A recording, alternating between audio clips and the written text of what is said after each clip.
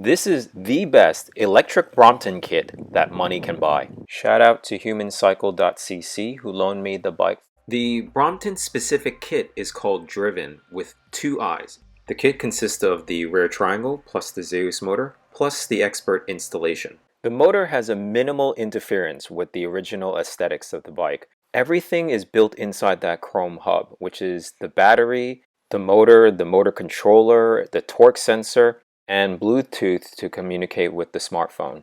This is my attempt to give you the Zehus Brompton riding experience. You start off by clicking on the app and you see that it's 0, and that's because the motor is not on yet. It turns on once you start pedaling, and then it will connect to the phone automatically like you see right now. So it's initializing, it's connected. And once you pedal up to 8 kilometers an hour, then you could backpedal to start the motor.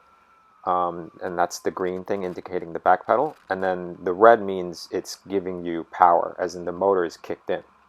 So they have the design reversed, in my opinion, where green means stop, the regenerative braking, and red means go, means the motor is giving you power. I wish it was reversed, because green means go and red means stop. I had the motor set at 40% power assistance, and you could adjust this quickly via the app. And I did this because it felt most natural to me. And what I meant by natural, it means it gives me the same level of control as my normal Brompton. If I had the setting too high, say at 100%, it only gives you two speeds, basically 0 or 24 kilometers an hour, which is the maximum. So you would pedal slowly, but it would shoot immediately to 24 kilometers an hour, and would make turns like this very difficult, because I need a slower speed to make a turn. I'm turning into Tower Bridge, and this is a great example of going through traffic and going uphill. You see the motor is matching my cadence quite well, and when I'm going slow, it goes slow. When I want it to go fast, it goes fast. Now, as I'm going uphill, to pedal the same cadence level, I have to actually pedal harder because I'm going uphill. And I could only get 3/4 power unless I pedal much harder, which induces sweat. Now, I could increase the power assistant level in the app to give me 24 kilometers per hour, but that means I would have to touch the app again. Now, I wish it would have a slope detector, and I heard actually Zehus has a new motor called the Bike Plus, which does that, detects slope. According to the Bike Plus manual, it appears to address this problem. So what I'm asking is, again, is to have power assistance level adjusted for flats and a separate one for slopes. Here I am demoing the rolling resistance of the motor. I am going downhill, but the speed is slowly dropping. So with the motor off and you're riding on a flat, it would feel like riding up a gradual hill, like this one. And here's the regenerative braking. You see it has a lot at that point because I was going pretty fast. So the faster you go, the higher braking power it has, the more it could capture. If you're going slow, it had only a small amount. Notice that I still had to use my handbrakes because it doesn't give you a full stop. So let me show you what's it like to race, quote unquote, against another commuter. For example, this guy to my left, now on my right. He has a multi-speed road bike. I think it weighs less than mine, but I have a motor. I want to show you that electric bikes won't necessarily get you from A to B faster than a normal bike. It's more about assisting endurance instead of speed. He doesn't know we're racing, by the way, so he's just riding at his normal commute speed. I'm just going to push as hard as I can, and you see that I'm going at 20, 23, and then 24. And once it hits above 24, the motor just completely disengages. And when it disengages, it actually brings back the rolling resistance I was telling you about. And you see the guy just riding ahead of me, even at 27, because it's not difficult to ride at 30 plus on their commuter bikes. Remember that rolling resistance I was talking about, how it makes riding a flat feel like going uphill. And since I am going uphill, it doubles the effort required to catch up to the commuters up front. unless I start slowing down like now. When that happens, then the motor kicks in and can offer me assistance at 24, which is the max that it can, which is the legal limit that it's been set. So at this point, I could actually catch up to the commuters because they're tiring. They just went through their uphill climb. I also like to point out that once the motor disengages, the regenerative braking doesn't work either. So above 25, there is no regenerative braking, and you might find yourself using your handbrake to slow yourself down to get it back. I want to show you how much easier your commute can be with an electrified Brompton.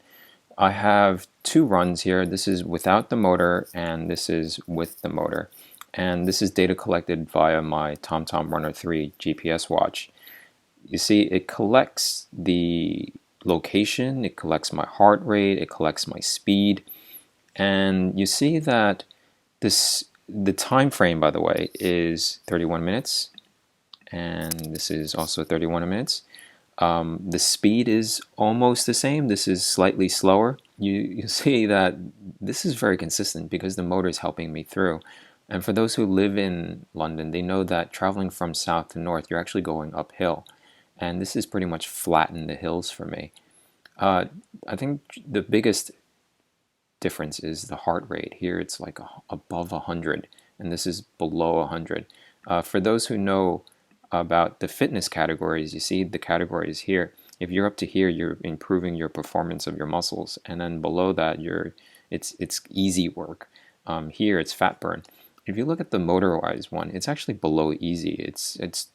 I'm doing nothing. That's because the motor is doing everything, and you see that it doesn't even add it to 100% because it's below easy. You also notice that the motor is really quiet.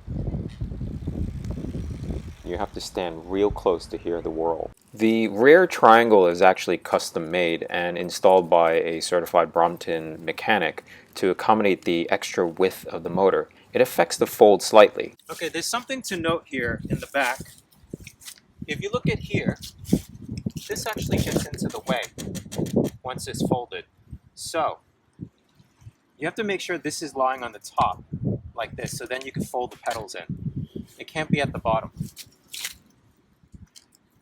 This bike weighs 14.7 kilos. That's 2 kilos more than the original Brompton. The hub itself weighs 3 kilos. The titanium back frame shaved off 1 kilo. So here's the profile when it's folded of the Electric Brompton, and I'm going to compare it to the regular Brompton over here. If you look at the tall tale signs of the axle compared to the pedal, you see that it's jutted out just slightly. And over here, you see the axle is just right halfway between the pedal. But since I would say most times when you have to park this thing, you can only park as much as the pedal, right? And when you're parking against the wall. So it doesn't change much, it's just slightly out, jutted out. So you're gonna just park it just slightly a bit out more. Very ever so slightly. And I measured the distance gap between this and here, and I found that there's a difference of 1 centimeter, as in this is wider by 1 centimeter. I would say overall, not much of a change. 33.6 volt, 2 amp charger, which takes apparently 2 hours to charge this from empty. So here's the thing I discovered. When it's folded, you have to snake through this maze of wire and things like that to reveal the charge here. I mean, you had to stick your finger through all that, or you could have it unfolded to charge. But once it's unfolded, it's a lot easier. Now Brompton faces even tougher competition at the premium level. This is Hummingbird, which is the lightest folding bike in the world, and it's now partnered up with Zehus. That's the total weight of the electric bike, because the bike itself weighs 7 kilos. The Zehus Brompton titanium version costs 300 pounds more than the official electric Brompton bike. The steel version costs the same. This includes installation. I'd like to know which one you would choose. Please leave in the comment box below. If you want to see more videos on electric folding bikes, just show your love and support by subscribing. And I'll see you next time.